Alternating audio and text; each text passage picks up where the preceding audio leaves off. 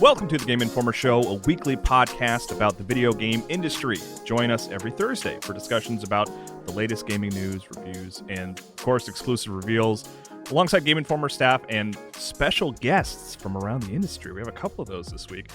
I am your guest host this week, Kyle Hilliard, because Alex is busy. I don't know where he is, but he's doing something secret, and I didn't want to ask too many questions. He just asked me if I could host this week, and I said sure, and then I didn't want to keep going with him. We're joined, of course, by Wesley LeBlanc. Hello. Happy to be back. Do I say that right? Is it LeBlanc? It's technically like LeBlanc, and the C is silent because it's French, but okay. I just always say the C because if someone needs to spell my name, they need to hear the C. So LeBlanc. Would we be like closer co-workers if I started pronouncing it that way? Like, would you? It would definitely be a big step in the right direction, which you'd need for sure. Yeah. We're also joined by John Carson. Hey, John. Hey, how's it going? It's been a while. How's it going, man? Thanks for coming on. I appreciate it. I don't think we've podcasted together on the GI show before. No, and you know what's funny? It's like I think I have known you longer than a lot of people because you actually helped me move into my place when I very first moved to Minnesota, which right. I will forever be grateful for. Thank you. That's my move. If you ask Blake, like that's one thing that he remembers me for is helping him move into his place. It's a good first impression, man. It lasts. And then who is this? What the hell? Benjamin Reeves is here. What's going on? Welcome, everybody, to the Game Informer Show. No, Ben, you're just a guest. No, that wasn't my cue to take. Oh, what? You know, we should have coordinated. We should have coordinated where you actually kicked off the show, or at least cut me off and tried to take over hosting duties. I should cut you off more often, is what you're saying. Yeah. That's my move, cutting people off in traffic, in life. Yeah. Another great first impression. Yeah. John helps you move. Wait, it leaves one. Yeah. It leaves a mark. So, all right. So this week we are talking about One Piece Odyssey, which John Carson is reviewing for Game Informer. I'm excited to hear your thoughts on that, John. And this game called Vengeful Guardian Moonrider, which I just sort of kind of randomly started playing last night, which is kind of cool. I want to hear what everyone's playing recently, especially you, Reeves, and John, because I don't talk to you guys as often as I talk to Wes. Which I find to be kind of rude, honestly. Well, I'm sorry. We just talk about stand-up comedy. You don't ever want to talk to me about video games. What's wrong with you, Ben? I also want to get Ben and John's favorite games of the year. Wes and I's games will be in the next issue, so you can hold on for that. But I do want to hear from John and Reeves about their favorite games of the year. And I have a quiz for you, Ben, that you'll find out more about later. Which okay, you know, multiple choice, I hope.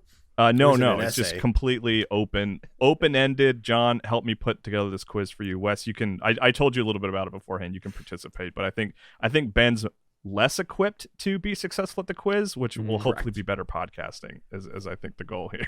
That sounds great. I hope I can just thoroughly embarrass myself. That's why I came here. Yes, that's of course. Yeah, that's why I invited you. And then finally, we'll answer some questions from readers. So let's kick it off, John, with One Piece Odyssey. You've been playing it, right? I have. You're reviewing it. I'm like right at the end of it, actually. After we're done recording, I'm gonna go finish that. But yeah, One Piece Odyssey is a new JRPG from Ilka. It's the studio that did Pokemon Brilliant Diamond and Shining Pearl. They've done a bunch of other RPG work around the industry as well, in coordination with Bandai Namco. But it's taking the Straw Hat Pirates that we all know and love. Every one of us, we've all watched 1,030 episodes of the show. Oh, yeah. Twice. We're caught up on all 1,070 chapters of the manga. God, I think I'm like 360 episodes in, and I feel like I've watched the whole thing, but it's wild that it's only like 30. When did you start, Kyle? How long has that taken you? Oh, well, I was talking to Wes about it earlier. I start and stop a lot. So I'll watch an arc or two, and then I'll take a month's long break, and then I'll get back to it and stuff. But my wife has watched it all, so I've watched a lot of it over her shoulder. Okay, I thought you had watched more of it than you had, because she has tweeted about like watching all of it. So Yeah, she hit the point where she watches it dubbed, and then she like got annoyed because they were taking too long and started watching it subtitled. And then we'll go back and watch it when it gets dubbed again. So she's a super fan.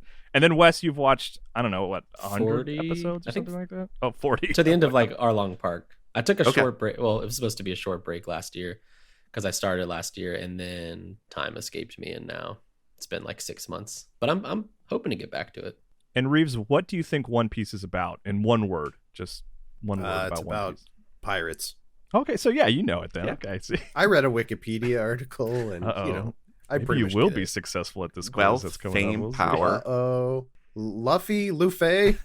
Yep, monkey to Luffy. Can't get enough of The that Luffy, guy. yeah. So what? Yeah, what do you think, John? I mean, you're almost done. We'll have a review on the Yeah. site soon if it's not already there. I have kind of been going back and forth on this one all week, and I like it quite a bit as an existing One Piece fan, but I feel like this game could probably serve the new One Piece audience more than it does. A lot of the stuff that you're doing in the game is going back into the memories of the Straw Hats and like reliving some of their biggest adventures, some of their biggest fighting against their biggest adversaries, and going back to like Alabasta, which is one of their first big arcs in the story, and exploring like that whole island and that storyline. But it doesn't really give you the same context for all the characters that are there, or why the Straw Hats were there. I don't even think in the first like 20 hours they explain what devil fruits are. And so people just have these ridiculous powers, and they just don't really talk about it at all, besides like, oh, we're missing our powers now. Yeah, it's so tough. I mean, we're joking about how many episodes there are, and obviously this is a game for fans of One Piece. Mm-hmm. But yeah, it's such a tough call of like, do you lean into that, or does this become like a starting line for One Piece? If you've always been kind of curious about it, maybe you check out Odyssey. Yeah, it certainly has the budget and production values for sort of that invite. I think, I don't know. I'm leaning on you. You would also think like, if you're going back to like see these events again, that you'd be like retelling these events in a sufficient way for new people to understand like why they're important and how like the characters grew from these experiences. But this will undoubtedly be somebody's first One Piece, right? It has to be like, yeah, for sure. Like, oh hey, it'll be their first piece. It won't be their last piece. Hopefully. That's right. No, because you can't get once you have One Piece, you can't just stop at one. In for a piece, in for a pound. But yeah, like there are kind of lore catch-ups in the menus after, like, as you progress through the game. Like there'll be like little like cutscenes that you can view that explain the arc of the story, but even those are pretty insufficient, I think, to knowing what's going on and learning about the world. And without like the context of like why Crocodile is bad, which is like the main antagonist for the first arc, Alabasta, without any of that like real context of why he's a deceitful, devious, like powerful pirate that needs to be taken down, like the impact of actually following through with it once again is kind of lessened. What it does do well though is it has an overarching story of like the Straw Hats land on this like unknown island. It's called Waford, and they meet two mysterious people. One of them's like an older dude who has a younger lady that he's guarding, who takes away all of your memories. The girl takes away all of your memories and puts them into like these little cubes. And so like that's the conceit for going back and like reliving all these things, because you need to process these memories in a certain way to then regain their abilities and their powers. There's a lot of context around that, right? They don't give any context for... I've been playing it, by the way, but I don't want to share my sort of thoughts on it too much, because I don't want to influence your review at all, John. But I was surprised at how much that they were explaining that element of like how the cubes work, why they're getting removed, how you recover memories. They spend a lot of time explaining all that, but then you're right. It's like Crocodile's bad. Don't worry about it. We're in Alabasta. Yeah, right? Here's Vivi. Maybe she'll show up at some point, even though she's like kind of part of the crew. There's a lot of interesting choices of things that they gloss over. And now I'm seeing it more as like kind of like one of the movies. Like there is like that A plot, which is Lim, who's the girl who steals your memories, and Audio, who is the guy that's with her, and like the story of this island and like why it's important and why those two are there, and where the Straw Hats are in the grand scheme of things on that island. Is this game good? Like, I guess I'm lost because you're talking about narrative. Yeah, stuff, yeah. I mean, like, what's the gameplay? Yeah, my next question was going to be like, how do you think it functions as like an RPG? As an RPG, I think it has some really cool ideas. So in your battles, you're given four of the Straw Hats to work with at a given time, and you could kind of swap them out anytime you want. Kind of like Final Fantasy X punishment, right? You don't lose a turn by swapping in a character. You don't, and even like you could swap them. So the battlefield can have the Straw Hats on like 4 different areas on the battlefield, and like they'll kind of group up with different enemies, and you can move them around the battlefield as you clear out enemies. So it kind of gives each battle like this kind of big fight feel, like you're clearing out you're clearing out paths to go and help the other people that kind of probably need a little bit more help. And there's a lot of cool flexibility with swapping out members, and like there's a rock paper scissors element in there, like speed, technique, and power, and those have like their strengths and weaknesses. So you're trying to line up your Straw Hat pirates against the enemies that they're strong against, and you can swap them out whenever you want. But I feel like that's a little bit too much flexibility a lot of the time. I kind of wish that there was a penalty to like, I need to bring Robin in instead of Chopper, and like to take out this thing. But like being able to do it at any time just feels there's a lot of this game that feels a little bit too easy. And there's no difficulty settings. There isn't. You can't bump up the difficulty, right? Really? No. Oh, not that I've seen or noticed. You could try playing blindfolded. That might be harder. Or you could set your own limits too, which is kind of what I've been doing. It's like I'm not gonna like game the system completely. I want to make it a little bit rougher on myself. So I've been There's also an auto battle that you can just turn on. There is, fully. and it's and they're pretty smart. Pretty smart. Yeah. There's actually there's a pre-release bug that made you have to do that to complete a few bosses. So.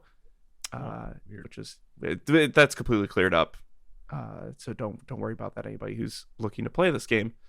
But yeah, like combat's fun. You're doing like all the big cool One Piece moves, like Luffy has his Gum Gatling, which he just like throws 1,000 punches at like a group of enemies. Nami's using the weather to take out huge swaths of enemies. Obviously you have like Frankie, who can shoot cola from his body. Frankie's fun, but I mean, we don't have to go. Reeves knows all these. Yeah, all these characters are Guys, I'm bored. I'm like, I've seen it a million times. I don't think Wes has met Frankie yet, and what he's been no. I met him in One Piece Odyssey, but that's the it's gonna be a while. The very strange character with the circle shoulder things. Nailed it. Yeah, cool. Perfect. That's him. So here's the big question, John. Yeah, and this is coming from someone who may be the world's foremost World Seeker enjoyer. I think if you look at Metacritic, I think my review of World Seeker is the highest.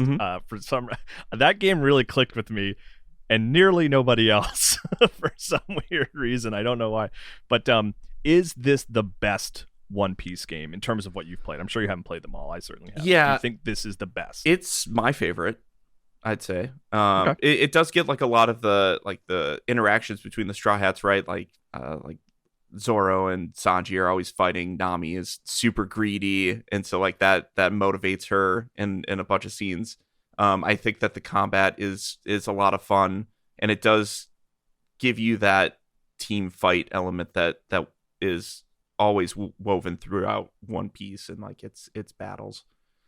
It does cool things with its story.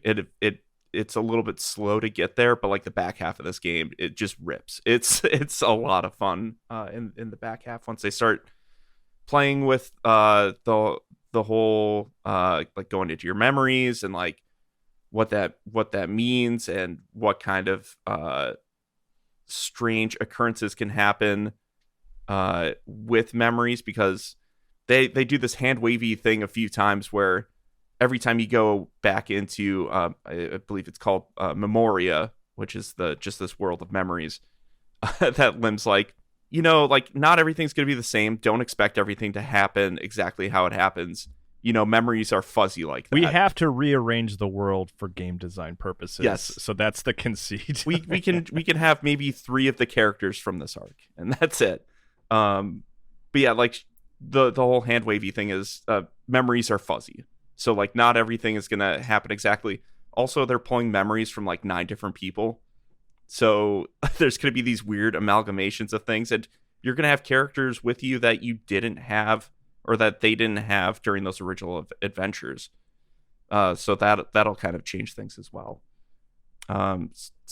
It gets... Sounds like a cool game, but not really for One Piece newbies, is what you're saying. Yeah. I think that's kind of where I'm landing with it. People new to One Piece can play it and probably get a good feel for like who those characters are, but I would still recommend, if you're interested in that world and those characters after playing some of this, just go back and watch the show or read the manga. I think a lot of it's on Netflix. I think the first 300 something episodes are on Netflix. Yeah. So wow. Cool. Yeah. Well, I'm excited to read the full review. Like I said, John, maybe it's already on the site by the time it might be. You're listening to this episode. I'm All not right, sure. quick, possibly controversial question. Mm-hmm. I was thinking about getting into like an anime. I was like, I haven't watched one in a while. Sure. And is One Piece a good starter? Because I was also thinking Dragon Ball, which has also some history to it. Mm-hmm. Like, interesting. If you were gonna get into one, which one would you recommend? Well, how much are you looking to commit to something here? I'm going to devote the rest of my life to. Well, don't know. I have the anime for you. No, I like One Piece more than Dragon Ball. I find that it's more entertaining. I like the characters more. If you're looking for like cool, like this dude's gonna power up a million times, I mean, you're gonna get that in One Piece. But if you want that on a shorter timetable, Dragon Ball's great. Because Dragon Ball is also like super long running. Yeah. You're gonna have hundreds of episodes of that as well. Is this a sarcastic question, Reeves? Or are you Not really, no, to... because I was genuinely thinking like last year of like maybe I should finally watch Dragon Ball because I'm an anime fan, but mostly like movies is what I've watched. Like I love Miyazaki films and all that, but I haven't really watched a ton of other than like Cowboy Bebop, which is like in terms of commitment not super high. Yeah, no. So like these other shows like Dragon Ball just seem gigantic and kind of intimidating.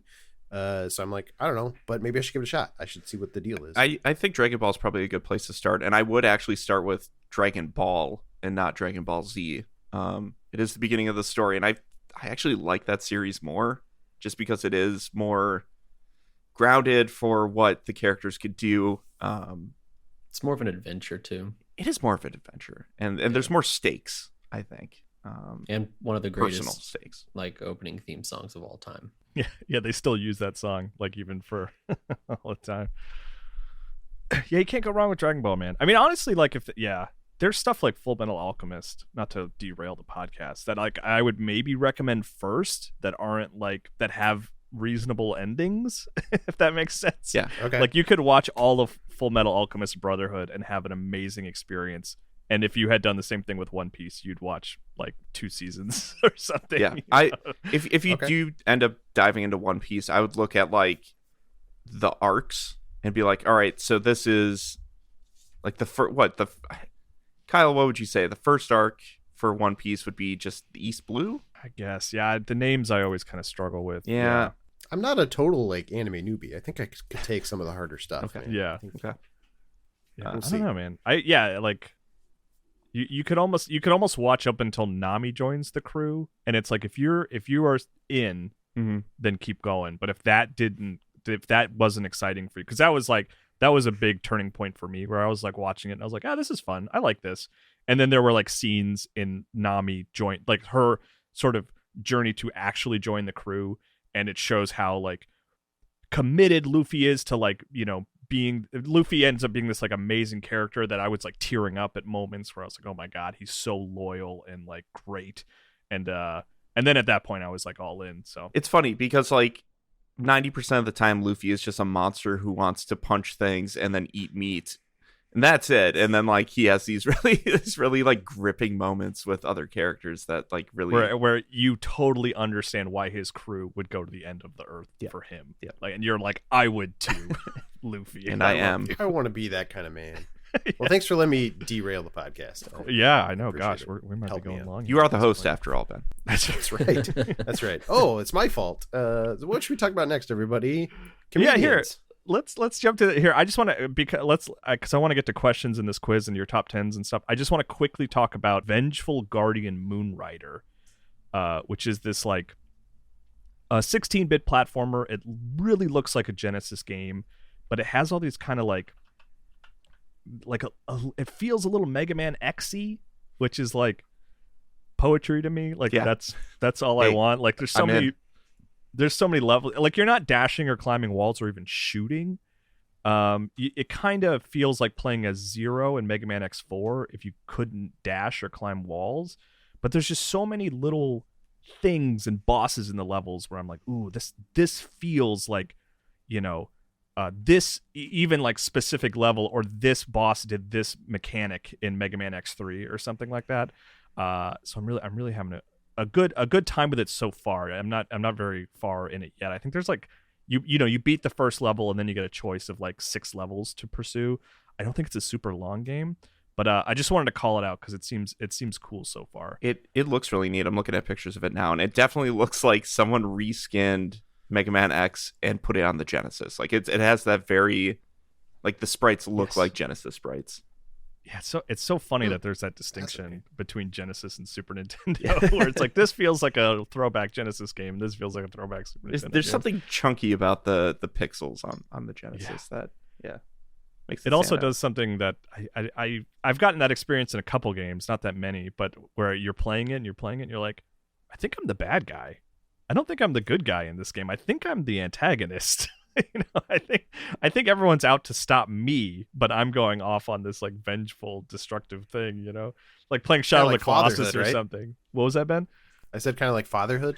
Yeah, like exactly. I'll be the villain someday. Can't wait.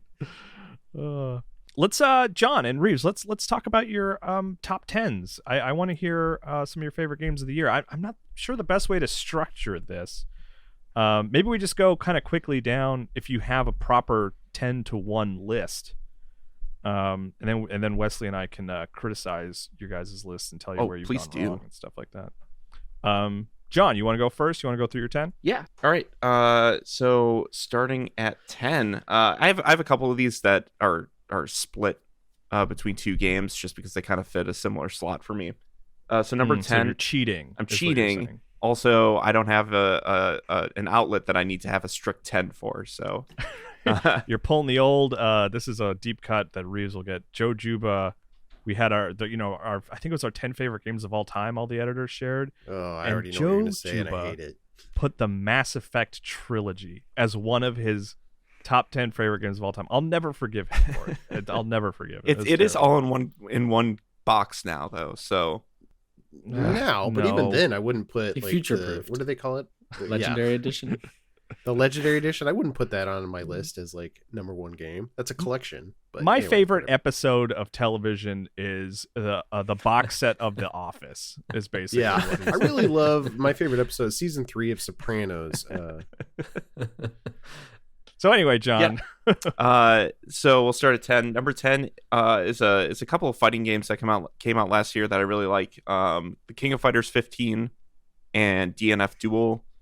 I think that they like if you're looking at like good modern fighting games to try to get into. I think both of those are a lot of fun. DNF Duel is made by the people who made Marvel vs. Capcom 3. So it's very, very loose and very like you could do whatever the hell you want, it feels like. And I had a great time with that. King of Fighters 15 is a return to form for that series. I loved it a lot.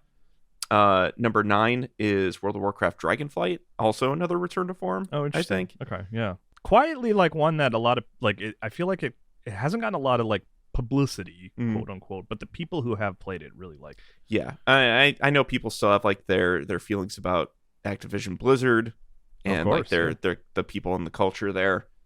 I think that steps are being taken in the right direction, at least on the WoW team, culture wise and gameplay wise, because they added a lot of fun stuff to Dragonflight. Feels like a classic adventure, and riding around on dragons is sweet.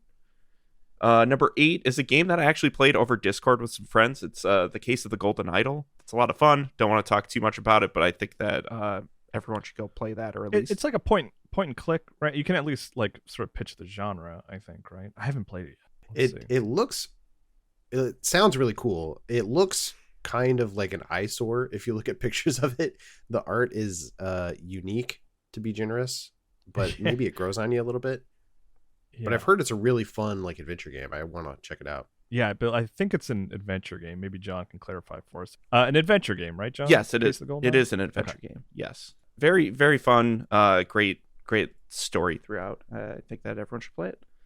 Number 7 is Fortnite. Last year was the year of Fortnite for me. Kind of got into it in the latter half of the year. Sadly, after all the cool Dragon Ball skins were gone, I was really bummed that like I got in like a week after those left the store. So, but I do have my Hero Academia skins now, so I'm okay. That's good. That's another anime you might want to look up, Reeves. My Hero, especially as a comic book, like American comic book fan. Yeah, My Hero Academia is like American comics through a Japanese lens, kind of. Like a lot of heroes are inspired by like Marvel heroes and DC heroes and stuff like that. That sounds cool. Yeah. Number 6 on my list. I'm cheating again. Again. I'm so sorry. But this is technically 3 games, I guess. It's oh my god, 2.5. John, I shouldn't have even invited you here. What are we? But I think you'll appreciate these. It is Pokemon Scarlet and Violet and Pokemon Legends Arceus. Absurd. Yeah. I feel like both. I guess all 3 games fill one perfect Pokemon package in my mind, where the catching mechanics in Arceus and like introducing open world elements, and then also bringing some cool innovations to how the Pokedex is tracked and how you actually learn about Pokemon in Arceus, mixed with I think the better progression of Scarlet and Violet. I still like the gyms. I like the Star Road. I like the Titan battles. There's so much to do in Scarlet and Violet, but I wish they took a little bit more from Arceus and put those into Scarlet and Violet as well. I'm not. I will accept this list. 3 entries in a single slot, which is ridiculous. But I'm going to ask you if you had to pick one or the other, would it be Scarlet and Violet or Arceus? If you had to, I think Scarlet and Violet, just because of the core progression. I think is just much better. Like it just jives with me way more, and I stuck with that game longer. I never finished Arceus, but I like it as the prototype for what the future of Pokemon can be. Yeah, I hope it gets follow-ups like an Arceus 2 or some other legendary Pokemon name. Yeah, or in DLC or something for Scarlet and Violet, like incorporate some of that stuff. I think that'd be cool, especially with I mean, spoilers for Scarlet and Violet. There's some time travel shenanigans that Arceus is also kind of dealing with as well. So yeah.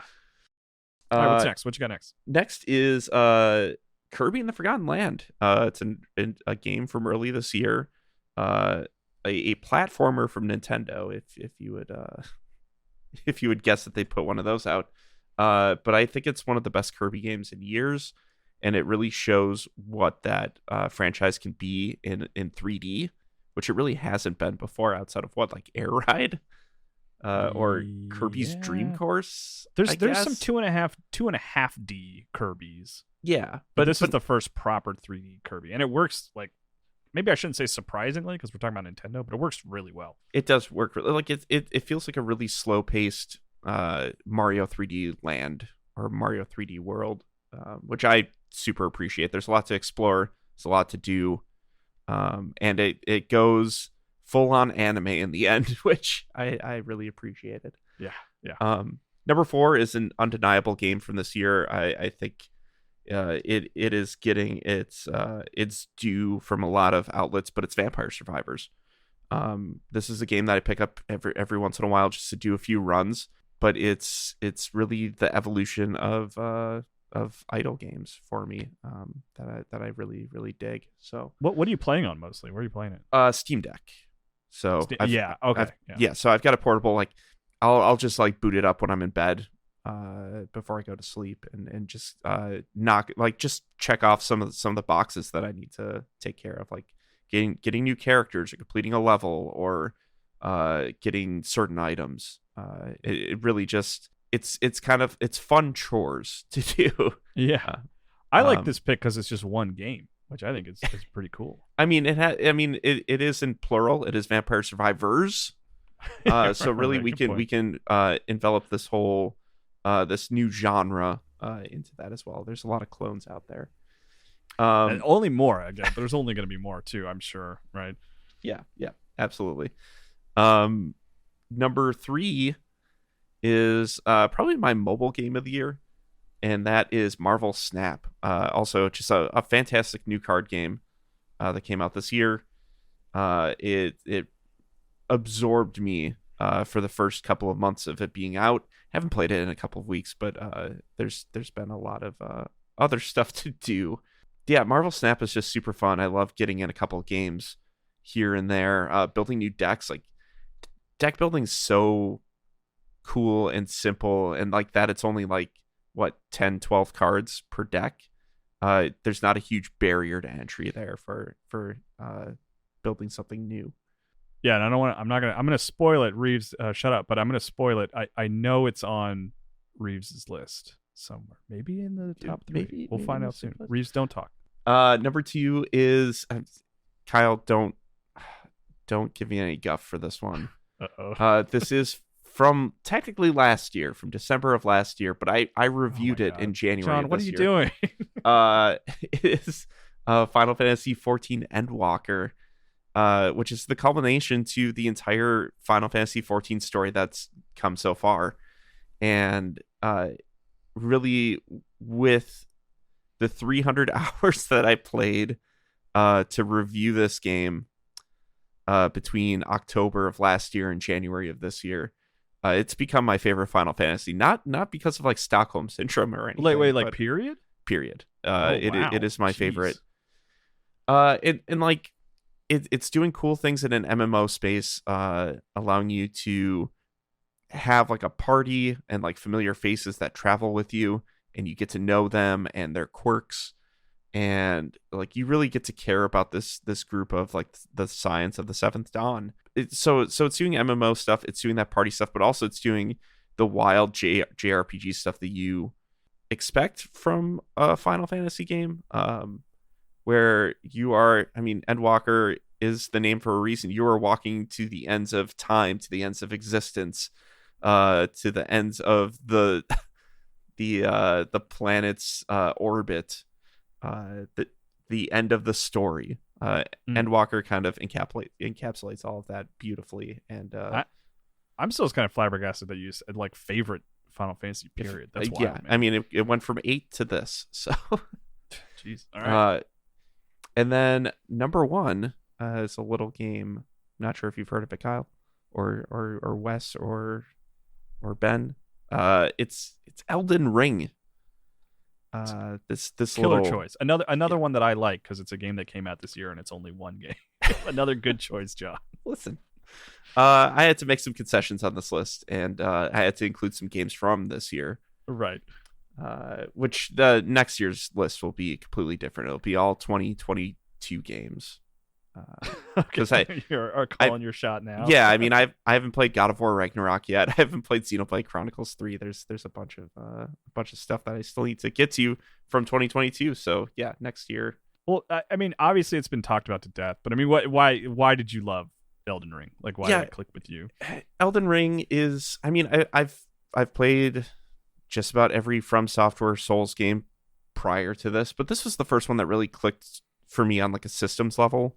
Where I really got I understood the gearing, but also it let me go at my own pace. Like, you're not going down specific paths like you are in Dark Souls. You're not kind of forced to take on these specific bosses. You can explore the world, and I like the world is so massive, and really let me play the game my own way and find my own path. That was different from everybody else that I talked to at the time. I appreciate the I guess the pace of it. The story's great, the combat's great, the world, like I said, is massive and almost like infinitely explorable. There's always something new for me to drop in and look at, and find, and it's infinitely fascinating to me. Really, fantastic game. This year could have ended in February. Yeah, right. for games, for what it's worth. For games. We don't need the actual year to end in February. That'd be terrible. What an awful month. Your two favorite games, you were done with them by right. Yeah, I mean, like half of my list was out by then. Right. Exactly. I mean, King of Fighters 15 was February. Arceus is in there. Kirby was like March. And then Vampire Survivors, of course, was in early access. And Walker and Elden Ring. Yeah. That's most of my list is like from the first part of the year. Well, John, those are some good games, but a terrible list in terms of structure. But no, it's good stuff in there. Reeves, what about you? Did you actually follow the assignment and pick 10 good games from last year? Yeah, 100%, man. Number 10 is Super Mario Brothers. Number 9 is Monopoly. Number 8 is John's List. Hey, so far it's still one game. Yeah. Well, I guess they just didn't come out last year, though. Is the bit. No, I'm happy to go through my list. I can go through it pretty quick here. Number 10 is actually a VR game, which I try to dabble with my VR setup from time to time because I think there's still good games on there. Moss Book 2. Have you guys played this? I started it. Yeah, haven't. I think it's great. I know your cohorts at MinMax, Kyle, kind of dismissed it out of hand, which I thought was kind of messed up because it's a really good game, and I think it's, if you like the first Moss, it continues that style. It feels in my mind like a PS2 game that you play in VR, if that makes sense. But you're this tiny little mouse in a big world. It's got a sort of medieval fantasy setting. I think they do some cool stuff with, I don't want to spoil stuff, but like just environmental puzzle stuff. And it's got kind of a simple action mechanic, but it's just a really solid, well put together game that I think is worth checking out if you have a VR headset. Do you play that on, what are you playing on, Quest? Is that what you're playing on? I'm playing on, the MetaQuest. Okay, because I believe I think that game came out originally on PlayStation VR in 2021. So far so bad. Oh, is what I'm trying to say. Are you say. Sure, Kyle? Are you sure? Oh, it came out March 31st, 2022. So you're good. Okay. Yeah, that's what I thought. I think the original came out on PSVR first. No, it came out on PSVR first, but they both came out in 2022. It looks like. But yeah, I just like that. Also, just a quick aside, more third-person VR games in the sense of like you're controlling a character in VR as opposed to being in their field of view. I like those kind of games. Yeah, you don't always have to be first person in VR. Like it totally, VR still works and is still awesome and immersive even if you're playing in third person. Yeah. Number 9 for my list is a game that came out early in the year and I think got skipped over by a lot of people. Strange Horticulture. It's one of those potion making games, which apparently is a fad now. Yeah, a lot of potion crazy games. How many of those games are, but it was one of the early ones for last year, and it's got just a really nice, like welcoming art style. I think the art's really like pretty. It's a simple mechanic where you're just collecting herbs and making potions out of them and labeling your stuff and organizing stuff. So if you like games like Unpacking, you might like this because it's all about organization, but it's got a creepy narrative undertone to it as well. So definitely worth your time if you're at all interested in that. Number 8, maybe a controversial pick for some people. It's Elden Ring. 8 game wow. I definitely liked. It's on my top 10. Did not click for me like a lot of people. I like how you're like trying to get ahead of the comments. You're like, look, guys, I did like it. I put it on my list. I played it. Look, I liked it. I beat the game. I beat the final boss. Yeah. I liked it. Obviously, it's on the list, but yeah, it just for some reason those games never hit for me the way they hit for other people. I don't know why. I did like it though. So there you go. What do you want from me? It's on my list. Number 7 is Tunic, another game that I just loved, little indie adorable. It's the Fox game. You guys know what it is, right? Yeah. It's the game that I would put down every now and then because I'm like, I don't know where I'm supposed to go. This game's frustrating. And then I would come back to it like the next day. I'm like, I want to keep playing this. Yeah, it's a game. It's like it had something to it. Getting lost is like an important part of that game. Like it wouldn't be as good without getting lost, but you still have that frustration of getting lost. It's like it's interesting how that works. Yeah, for sure. See, number 6 is Nobody Saves the World. It's a game that again came out pretty early in the year, but I spent like half the year thinking this might be my game of the year. I just really liked Nobody Saves the World. It got some comparisons to classic Zelda, top-down Zelda. It's like that in the combat exploration, but there's not really puzzles, which is fine. But you can swap who you are. You're this character that can become not anything, but like, I don't know, there's like 20 different things you become. You can be a rat. There's classes like mage and warrior and archer, rogue, but then there's also like absurd classes like mermaid or horse, stuff like that, where you're like, what? You can become a dragon, which is awesome at the end of the game. So definitely worth playing if you haven't. Is it still on Game Pass? It was on Game Pass for a long time. So I don't know. Check what is it out. With people named Ben in that game? People named Ben just love that game. That's right. We have good taste, Kyle.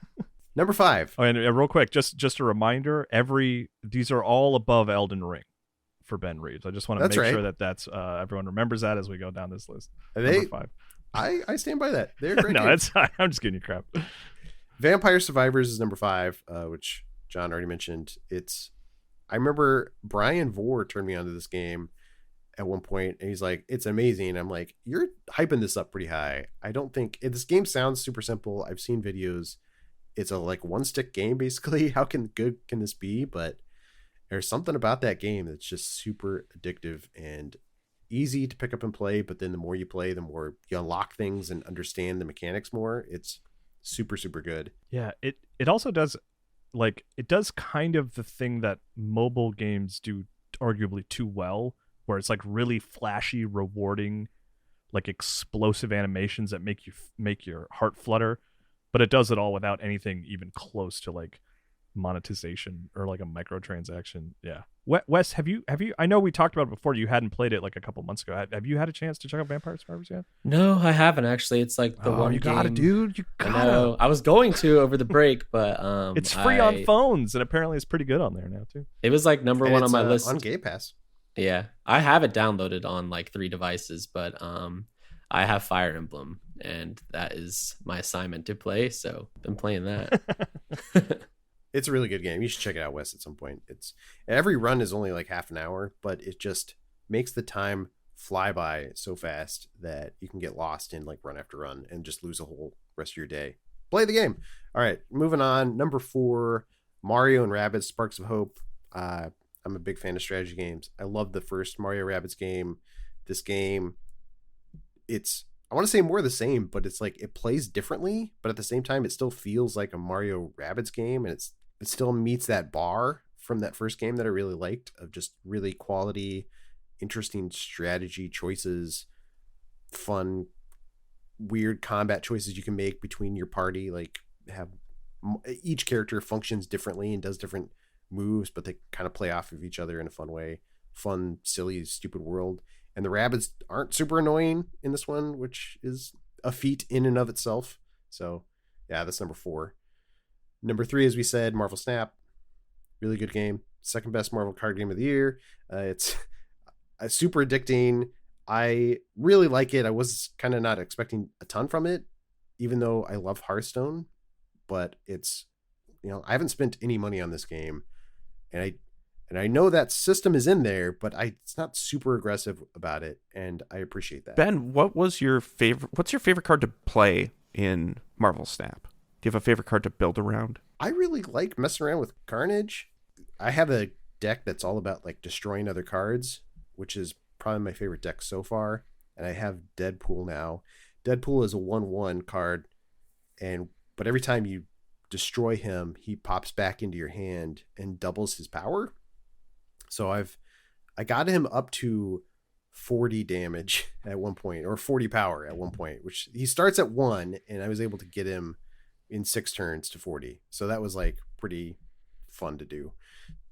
So I really like him as well. Do you remember that time at the old Game Informer offices? This is years before the Ryan Reynolds Deadpool movie. Someone dressed as Deadpool came to Game Informer's office and handed out burritos. You're saying that wasn't Ryan Reynolds? That was no. I think that was for the game, right? Wasn't that in promotion of the game? Yeah. So it was Nolan North. I think. Yeah. I wish. So, are you sure they weren't chimichangas? I remember them being. I think they were Chipotle burritos or chimichangas or something. Yeah. Yeah, that's his thing in the comics. Is he's really into chimichangas and tacos and whatnot. Yes, I do remember that, Kyle. That was absurd. We got a lot of pictures. I actually have a picture. I don't know if it was the same guy, but at Comic-Con that year, they had another guy dressed as, or maybe the same guy, dressed as Deadpool, and I got a picture with him and Bruce Campbell. It's like me, Deadpool, and Bruce, which is the weirdest mashup, but it's kind of awesome. I mean, I'll try to find my own pictures. Maybe we could just use that for the podcast images. Do I have a picture of you and Deadpool in the old Game Informer offices? I mean, there's probably one somewhere, right? Yeah, I love Deadpool. I don't think everybody always uses him right, but he's a fun character. Anyway, that's Marvel Snap, and I forgot to qualify before I went on to my list. I actually left Midnight Suns off this list just because I felt a little bit biased about it. I think it's a great game. You should all play it. Well, now I got to delete all my jokes that I wrote when you were going to have it on really? your list. When I was going to say it? All right, well, let's hear him, buddy. I probably would be my number 1 if I'm being honest with myself. Actually, I didn't have any jokes, but I was planning on giving you crap. I didn't have anything pre-written. Ben worked on Midnight Suns in case no one knows, in case this is no one understands this conversation. Why are they talking about this? Yeah, number 2, God of War Ragnarok, which is a game that I liked the 2018 God of War, and I kind of went into this being like, I'm sure it'll be good. For some reason, 2018 didn't blow my hair back. Like, that's the expression, right? Blow your mind back. It is now. Like it did for a lot of people in 2018. I don't know why. I did like the game. I think it was number 8 on my list that year. Like the good, like I like this game, but doesn't an Elden Ring caliber. Yeah, exactly. The Elden Ring spot. But so anyway, the point I'm trying to make is I went into Ragnarok being like, yeah, sure, I'm going to play it. I'll probably like it. But for my mind was blown back with Ragnarok. You changed it. It was hair. I really like this game. Just the narrative stuff they're doing was really good. The stakes were higher. The combat clicked for me in a way that I liked the 2018 combat, but just felt more refined in Ragnarok. I liked balancing between the weapons, applying fire, applying ice damage to people. Yeah, I really liked Ragnarok in a way that I wasn't expecting. So that's why it's my number 2. And then number 1 is probably a surprise for some people, but Citizen Sleeper. Have you guys played this game? Yeah. It is surprising, but it's not surprising too, because I've heard nothing but praises for it being sung. It's blowing everyone's hair back. It's really just... I don't think that's the expression, Kyle. Oh, it's not? Oh, okay, excuse me. No. It's one of the... Actually, I'll say this. I think it's the best written game of the year. I think it's got the best writing in any game technically last year, but you know what I mean. It's a game where you wake up, you're better than Midnight Sun? Hey, I said I left it off. Yeah, it's a game where you wake up, you're this sleeper is what they call them. You're like a human consciousness in a robot body. So it's sci-fi. You're on this space station and you're basically just trying to go around, meet people, and survive. There's multiple narrative paths you can choose. multiple endings. It's very, very narrative heavy, very text heavy. So there's a lot of reading, but there is also a mechanic where you roll dice at the beginning of the day. So 1 through 6. And that kind of dictates, like, you can apply these dice to different tasks throughout the day. And, you know, if it's a 6, it's like basically guaranteed you can nail that task, no problem. If it's a 1, it's like, well, you're probably not going to do this, so there might be repercussions for failing this.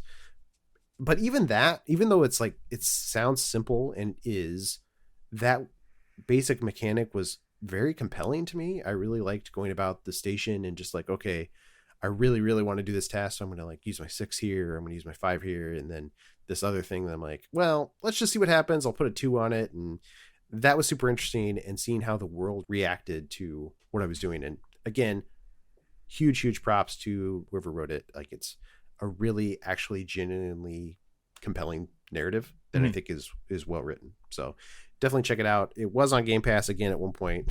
Maybe it still is. Yeah. I've been playing a ton of Game Pass games this year. Wes was a big proponent of that game. Like, Citizen Sleeper ended up all over our list, right, Wes? Yeah. I don't want to spoil the issue, but we have some awards that line up with what Ben has said about the game. But yeah, that's a game that I reviewed back in, I don't know, March or something. I'd heard some buzz about it, and then I just played it. And it was like a game where I went to Brian and I was like, hey, can I review this? I know it's not on our radar, but I want to. And I loved it, and I still think about it all the time. The music's amazing. Like, the visual style is like nothing else this year. I keep telling Miller to play it because it's like a tabletop RPG in a game, and I know he'll like it, but he hasn't played it yet. But like, if you like that kind of game, like if tabletop's your jam, you'll especially like this. And really, if you like good stories, then you're gonna love this game. Jump over the age. It's the best game I didn't work on last year. Yeah, sleeper hit of the year. See, John, now that's how you put together a list. You don't put multiple games in one slot. You make sure they all came out this year. I don't know why I'm being so critical of your list. I think it's a good list. No, that's good. I like both your lists. Reeves, yours was perfect, surprising. No Midnight Suns and Elden Ring at 8. Wow, incredible.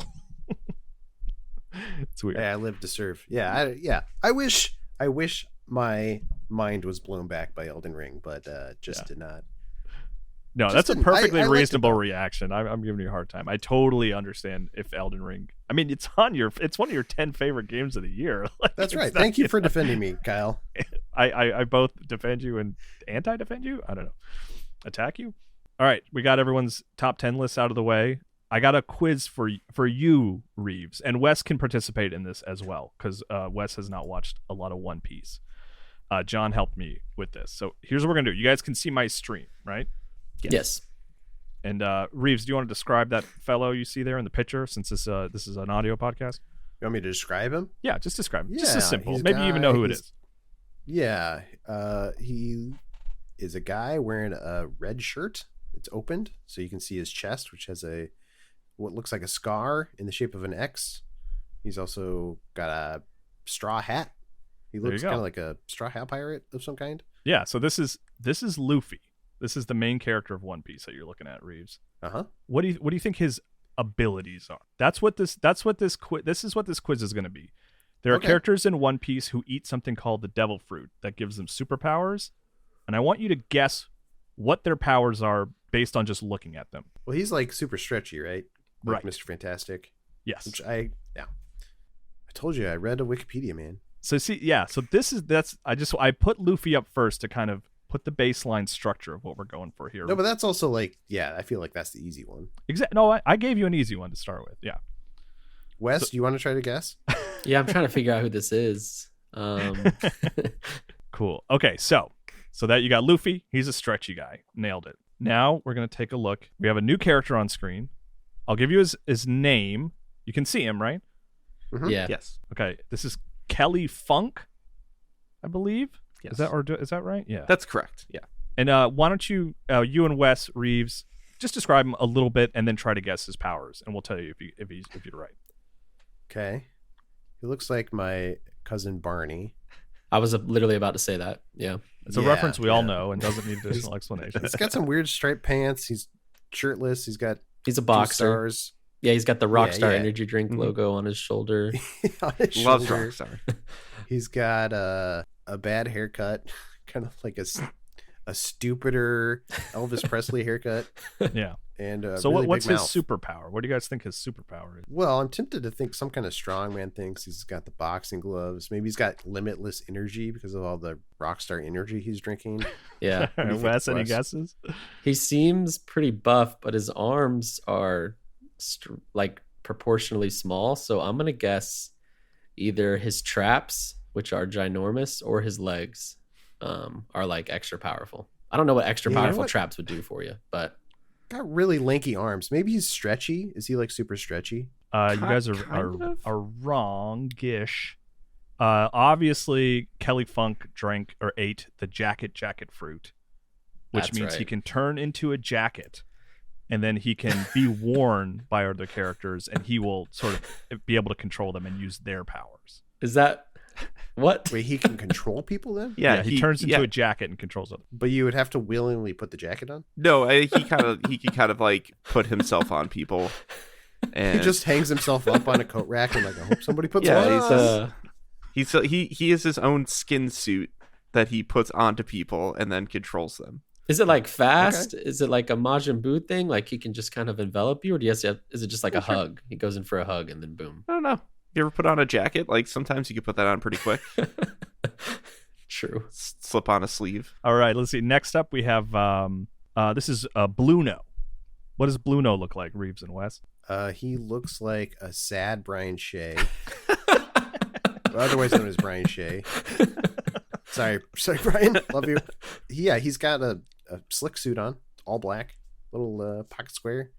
His hair looks black like horns, maybe bull horns or Satan horns. Oh, sure. Which, obviously that should influence what you think his superpower is, I think, right? You should take all this into consideration. He turns into a bull and just that's his power. Is he super stretchy? Does he turn into like a stretchy bull? Everybody. No, Bluno ate the door fruit, which means anything he touches can become a door.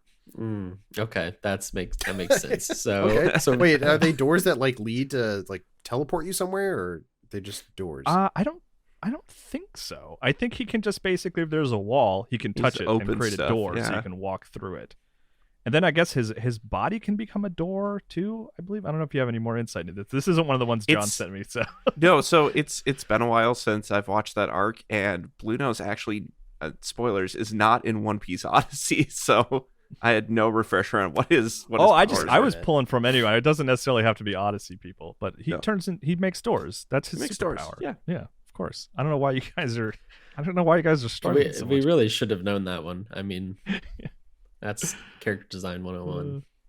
All right, so this is Beige Gang Capone. I don't think I know this character. This is one John sent me. Yeah. Okay. Yeah. So describe him a little bit, then have a guess at his power. What is that jacket? It's like some kind of like old school like French Revolution. He's a pirate. Yeah, I was gonna say he looks like a Napoleon. He's a captain. Jacket, got a striped outfit. Pretty cool outfit, I gotta admit. Yeah, and his name's Capone. So yeah, his nickname is Gang. Yeah. So what do you guys think his power is? I'm gonna guess he's stretchy. I'm gonna guess. Go ahead. Well, I'm just trying to think of. Do you think it has something to do with the cigar in his mouth? I think so. The last guy was named Bluno, and he turned into a door. So connecting those dots, I think Gang Capone can turn into like a Tommy gun and that's a good idea. People. I think the cigar in his mouth is Capone. Like that's the character, and he's like using this body as a puppet. That's actually a cool idea. Animated cigar. That's actually oddly in the right direction. Yeah, John, you want to take this one? Yeah. So Beg Gang Capone, I think that's how you pronounce his name. He ate the castle fruit, and his body is an actual fortress. He can shrink things down to store them in his body, so he can keep like all of his henchmen within himself, and like open up doors and have like people shooting Tommy guns out of him. So I was kind of right in a way. Yeah, you guys were absolutely in the right direction. When you say keep him in his body, is he swallowing them or is he like opening up his chest? He's opening up parts of him, like doors on him, and people shrink down, and then he himself, like his consciousness, also resides within him. It's very weird. Wait, so One Piece is cool? One Piece is pretty cool. You were getting to something, him turning into a Tommy gun. I was like, you're getting it. He turns into something. He definitely has Tommy guns. He is that flavor. Okay, next up we got Tama or Tama, Tama. Tama. This looks like too much information. A little girl with purple hair wearing a kimono and holding the apple devil fruit, which keeps the doctors away. As we all know, that's really keeps doctors away. She hates doctors. Anytime she opens her mouth and breathes, her and she Chopper sends people opposite direction. Yeah, that sounds good. You think there's pipes behind her, which could be just a coincidence? Yeah, I wouldn't pay attention to those. Those aren't a fact. Okay. All right. This is the best picture I could find ever. What do you think her power is? This might be legs behind her, actually. I think it has something to do with like her mouth. Like something comes out of her mouth. Close to the mouth, yeah. I'm gonna guess her hair does something. She can put people in her hair. She looks like she's got a lot of hair on her head and like a little gold clasp. That might just be fashion, but yeah, Wes, these are always like not what you expect. So maybe it's something like every time she farts on something, it turns into Laffy Taffy. Reeves, it's a good power to have. Yeah, it's all subjective, but I think Reeves might be the closest. Actually, Reeves, did you write One Piece? I didn't want to reveal. Secretly been working on a One Piece game. So obviously, she pinches her cheek and she pulls off a little portion of her cheek. And then she feeds that to animals, and animals are loyal to her. And that can also be done with people who... That's what I said, Kyle. Who basically what I was saying. People who ate devil fruits, which allow them to turn into animals, they're also affected by this. So okay. Are the animals like compelled to eat it? Like they can't resist eating it? What's to stop? No, she feeds it to them. I got that part. Why are they eating it? because it's dango. Like it is she shoving it down their throat? Like it is actual food. Yeah. Okay. Like candy, I think, right? Yeah. I'm not sure. Yeah. Everyone played Monster Hunter Rise. Everyone knows what dango is. All right, we only got a couple more of these. Who is this? Bartholomew Kuma. And please describe for the audio listeners. Yeah, he's a big guy with a lot of hair, small legs, got kind of some Wes hair. Yeah. Yeah. He has some pants that are speckled, which I don't know what happened there. Had an accident of some kind when he's painting, but he's a very big guy. He's got kind of a target looking thing on his chest. He's got a zip up sweater hoodie thing. I want to know what happens when he unzips that. Do you think his power has something to do with like unzipping that? I think he's got bear ears or something on his head, and there's like paw prints. I think that if he unzips his jacket, he's either hiding a bear, which, bears can be pretty deadly, or there is just a bear, like he's a bear, and he's wearing fake arms, legs, and head. Yeah, but it has to be a twist. It can't be that simple. He's like a gummy bear or something. Yeah. Are you hungry for candy? You got Laffy Taffy, gummy bears? Are you asking if he's stretchy? Yeah, basically, he's a stretchy gummy bear.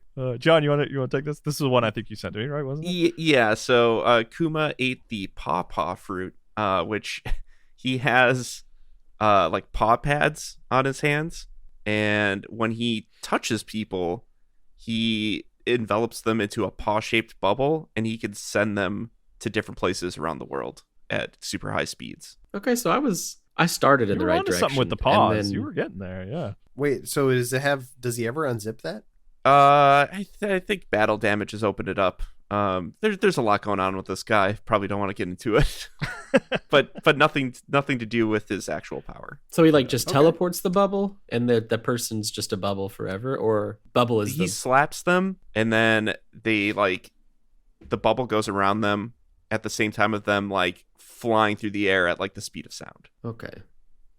That makes sense. And then they land. And then they land at the given destination. I like how Wes, with a base understanding of One Piece, Wes is like, okay, this checks out. Yep, all right. Does he ever slap himself? Yes, that actually happened in the manga, last week or something, 2 weeks ago. Yep. Nice. Okay, so this is the last one here. This is Khalifa.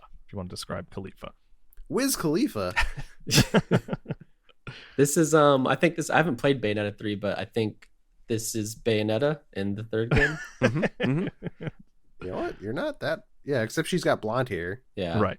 And she's stretchy. It is a lady. It does kind of look like a witchy outfit, and she's got very thin glasses. Yeah, what is Khalifa's power? I'm trying to think way outside the box here. She's not stretchy. I'll give you that clue. She's made out of not ants. I don't know. Here, how about for this last one? I'll give you the fruit that she ate. Okay. She ate the bubble fruit. Okay. So. Okay. But well, the pawpaw fruit so was bubbles. So, that's true. Yeah. So every time she chews bubble gum, something happens, right? Or maybe anything she chews becomes bubble gum, and then she can blow a bubble, and then it's a grenade. It's a grenade. I like the way you think. Okay, I'm just gonna read. I think I got this from their wiki. I'll just read the description I copied here. The bubbles can be she creates bubbles from the bubble fruit, like soap bubbles, and the bubbles can be used to lather an opponent's body, making them smooth, slippery, and glistening. When her enemy is in this state, their legs are too slippery for them to walk on or stand, and their hands are too slippery to hold anything. So they just become she's just frictionless beings that slide around. That'd be great for moving, though. Yeah. Or if you could make other things slippery, maybe not you. Don't It'd call John for for help moving. Call Khalifa. Mm-hmm. Yeah. She'll help. And of course, that attack can be undone by just dunking yourself in water. It turns out it's pretty easy to undo. Just wash it off. Yeah. But then the predator can find you.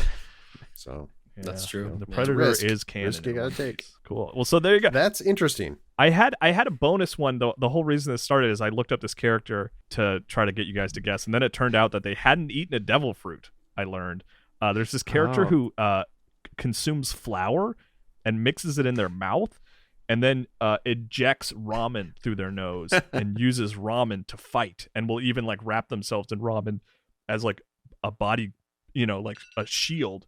And but then I was like, oh, that'll be great. They'll never guess that one. And then it turned out that that's just how that person is. They didn't eat any devil fruit. They could that's just an innate. They're the Batman of the One Piece universe. John, you also sent me one which I wasn't familiar with. Yeah. Alpaca Chino. Alpaca Chino. Alpaca Chino is a bazooka that ate a alpaca devil fruit. So one of my fascinations with One Piece is inanimate objects that somehow eat the fruit and become different things, like alpaca chino. It like transforms between an alpaca and a bazooka at will.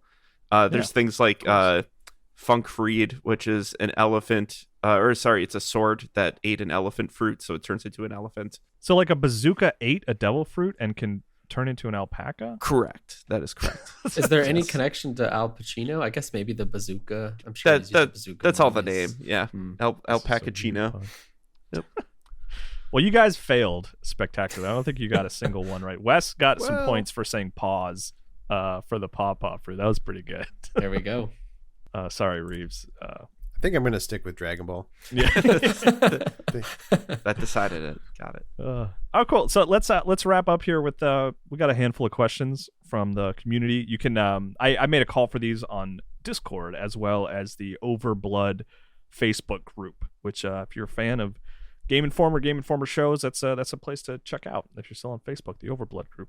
Logan from Discord, there's a question for you, Reeves. Is it Midnight Suns with a U or Midnight Suns with an O? It's actually an I. Is that okay? Straight from the developer. Is that a serious question? Like, or yeah. does he? What is it, Reeves? Put you on the spot. Well, you know your game. It is with a U. Okay. I mean, if I assume he knows the history. Like in the comics in the '90s, when the Rise of the Midnight Suns that the game is based on was SON Sons, because it was all guys and it was a prophecy. It was like, wait, so it really did go back and forth between O and U? Well, that was in the comic. In the comic in the '90s, it was SON. Yeah. Like that was what the title of the comic was. The miniseries was called, and then we're updating it, and it's actually now based on an ancient prophecy that happens. So when the midnight sun rises in the game, like this stuff's gonna happen. You should play the game. It's good, but yeah, it's now it also includes women. So That was part of the reason we changed it to SUN. Wait, so it was changed for the game? Sorry, these are things I should have known. Yeah. Yes, it was changed for the game. Oh, there is now also a comic called Midnight Suns SUN that Marvel Comics is putting out. Which has been kind of fun. You should check that one out too. All right, enough with your plugs. Save those for the end, Reeves. No, I'm just kidding. Well, hey, look, I didn't know what he was getting at when he asked the question. So, no, we're just trying to put you on the spot. Make sure you know what you're talking about. You passed that one. You failed the One Piece quiz. You passed that one. Nick Ludeman from the Overblood Facebook group asks, "What's the last game you played where the soundtrack was better than the gameplay?" I thought of this question while playing Sonic Frontiers, so that's my pick. I have a go-to answer for this one. I'm pulling up my list of games I played last year. So mine is actually, well, wasn't last, doesn't have to be last year, but the one that I always think of is the Scott Pilgrim video game. The soundtrack on that game is fan-freaking-tastic. It's from Anamanaguchi. It's basically a new Anamanaguchi album, and the gameplay is beat 'em up, which is just not really a genre that I really get into. So I have listened to that soundtrack way more than I played the game, and I beat the game because I think I reviewed it back in the day. But yeah, that soundtrack is fantastic. Anybody has any other picks? Yeah, I remember liking Dodgeball Academia's soundtrack quite a bit. Yeah, although I also like the game, but that soundtrack's also really good. It absolutely is. Man, I mean I like the game a bunch, but like the soundtrack is an all-timer for me, and that's VVV. Oh right, yeah. That's just a soundtrack that I always go back to. I think it's great, and the gameplay's all right. It's really just like flipping gravity, or like, yeah, I guess gravity polarity. It's like a platformer where you can kind of run along the floor and the ceiling, right? Kind of. It is, yeah. And it just plays with that concept for 2 hours or however long it takes to actually finish it. 8 hours if you get really frustrated, get stuck. Yeah, that's probably my go-to. Did you have one, Wes? Or you got? Yeah, I really like Final Fantasy 13, so this is an indictment of the actually playing the game, but I believe Final Fantasy 13's score is one of Final Fantasy's bests and like just an all-time banger. Like and even the sequel X2 or 13.2 is just as great. But yeah, those scores I listen to them pretty much every day. Yeah, that battle theme in 13 is great. I was listening to the other day because it reminds Xenoblade's battle music, Xenoblade Chronicles 3's battle music, made me think of it specifically. So I pulled it up and I was like, yeah, this is good. Blinded by Light. I've been, again, we're failing to answer the question, the spirit of the question, but been playing Final Fantasy. Good grief. I've been playing Persona 5 Royale recently because it's a game I missed back in the day. It's playing it now for the first time, and I like the game a lot, but the soundtrack is incredible. So check out that soundtrack. Yeah, no, that's one. My wife's a big Persona fan, and she'll stay up late playing Persona, so that the soundtrack of 5 in particular sits in my brain as like a falling asleep to music, which is perfect for that. Which is a positive thing, to be clear. It's not that it puts you to sleep; it's just that it's so relaxing and fantastic. It's a very chill game. Yeah, and soundtrack is a huge part of that. Alex Britt from the Overblood Facebook group asks, "You have to become a streamer who only streams one game. What is your game? This is how I find out. Yeah, I'm sorry. What is your game and how are you playing it? Speed running, gimmicks, alternate controllers, etc. Like, what is the one game that you would be, commit to if you had to, when you have to? Excuse me. Stranger of Paradise, Final Fantasy Origin. The shtick would be every playthrough I would voice one of the main characters, and just put my own little spin on it. And I could even maybe throw in some unique music choices. I think it'd be a fun time. This is a tough call. And it can be good games, right? Oh, of course. Or does it have to be whatever what Wes is describing? No, I named a good game. Okay. Yeah, a great game. Okay. I feel like you want to pick something that's just massive, right? So something like, I don't know, Skyrim or like Roblox. Or like Final Fantasy 14 even. Yeah. Maybe I would do something like that because I've been thinking about getting into that game. I think my gimmick would be I play without the camera or mic on. No commentary stream. That's good.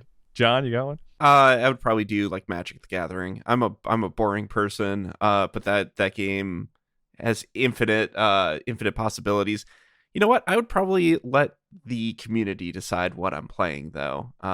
They would have to like vote on decks or have user submitted decks and see how far I can get. Is that your gimmick? Yeah, I think that's my gimmick. Talking to the community is your gimmick? Yeah, no. Them giving me the decks to play, and me having no control over what I'm playing. I think that's my gimmick. Mine would obviously be Mega Man X. Okay, Carl Martinez from. Whoa, what's the gimmick? What's the gimmick? That I just play it a lot. It's one of the only games that I play like multiple times a year after all these, 20 years or something, and I still get a lot of joy out of. So I think if you're streaming nonstop Mega Man X, like it kind of becomes a gimmick. I guess it would be speed running. I guess it'd be that's how about every time you play it, you can't stop until you get a faster time in completing it. There you go. Every time you beat the game, you just rip your shirt off and you're like, I am the Mega Man. That's how I felt the first time I beat it as a child. Oh, you already do that. Okay. Yeah. Let's see. Carl Martinez from the Overblood Facebook group asks, has a psychological horror game like Silent Hill ever left a lasting impact on you, either through fear or anxiety as a child or teenager or adult? And they also ask follow-up, did you ever play the Silent Hill arcade machines? Which I never did. I don't know if those ever... Could you get those in the States? I don't know. I actually didn't even know those existed. Yeah, I think it's kind of like a shooter, I think. I could be totally Like, wrong. Are they talking about pachinko? No. There's like a proper Silent Hill arcade game. I'm gonna Google it. I think there is a Silent Hill shooter, and me and Leo, we were on a trip to, I want to say Iceland at one point. Or, I don't remember what studio we were visiting. But we walked into an arcade place there, and they had a Silent Hill shooter. I was like, what? Yeah, it's like Time Crisis kind of deal. Yeah, there's like it was a screenshot of Hero cool. shooting a pyramid head, which just doesn't quite fit. But I know we were pretending to be scared because you're in like a loud arcade, yeah, just drinking a beer and doing this shooting game. It's not the right environment for that, but it was a unique novelty.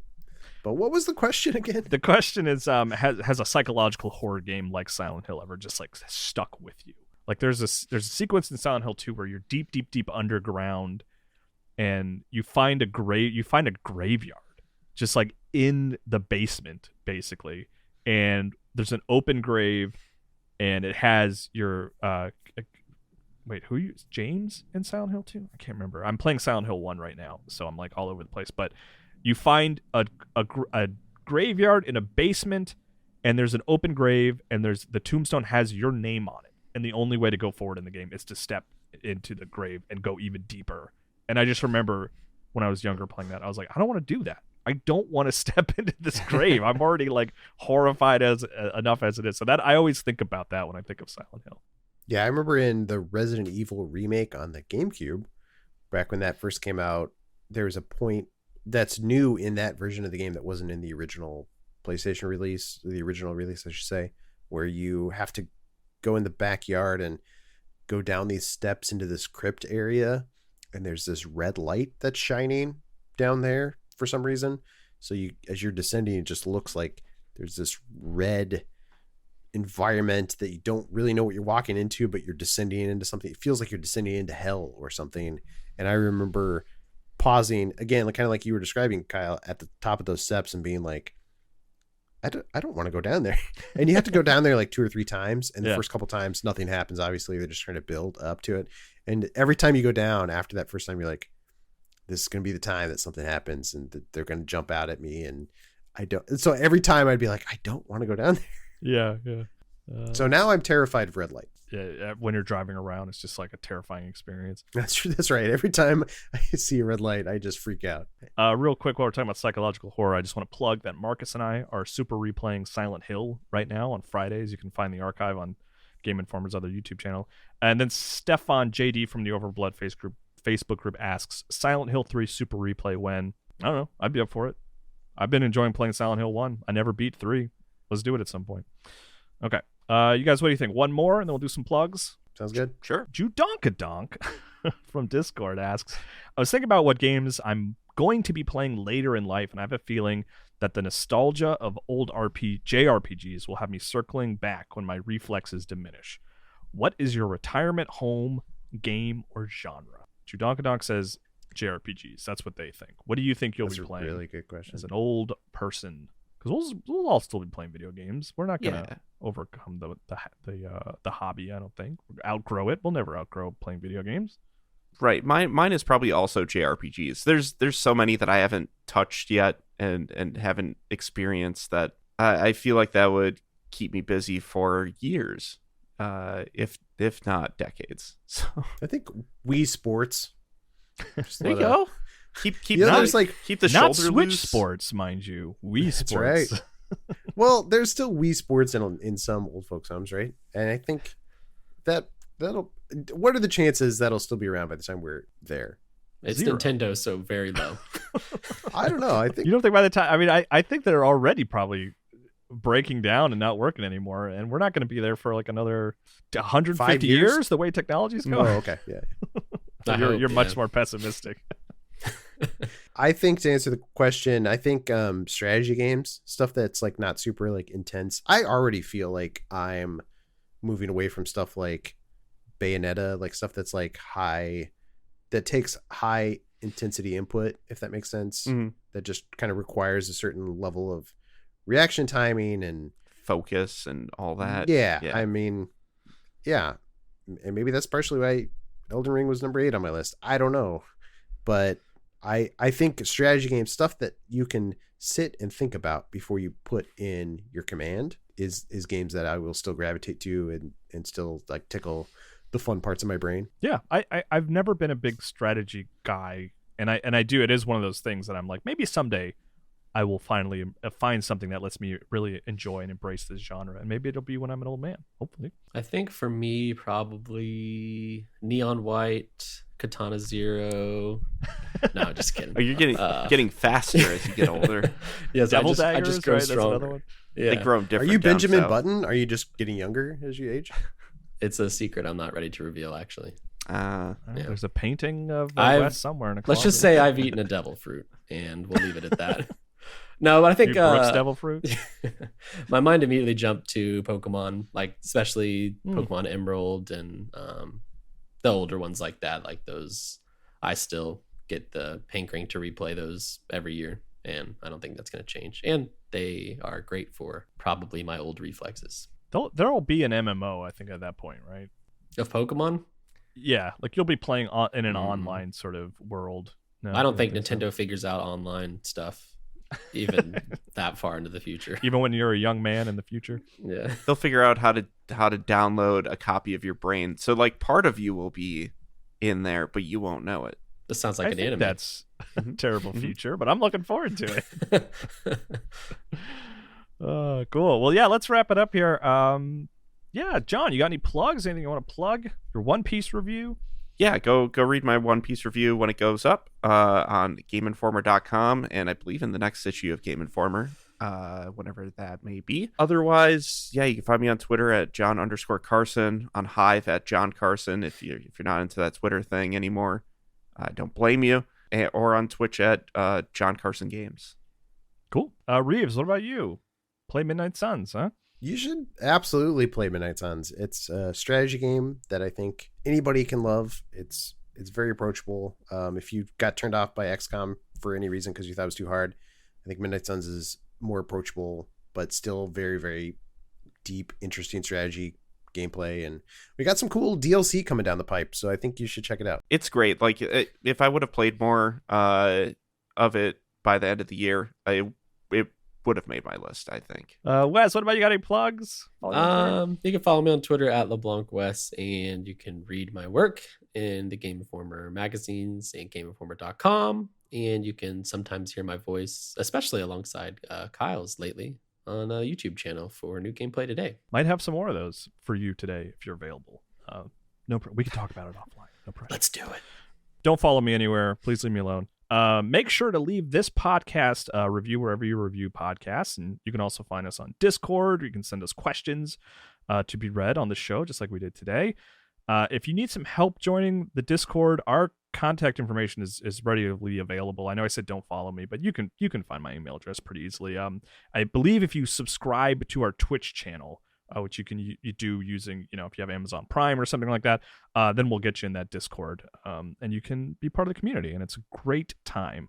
Yeah, thanks so much for listening this week. John, thanks for making the time. I was very excited to hear you talk about One Piece. Reeves, great to see you and talk to you as always. Miss you dearly. Great seeing you too, dude. Alex should be back next week, I believe. So you get a more normal podcast. Thanks for listening, everybody. Tune in next time. Bye.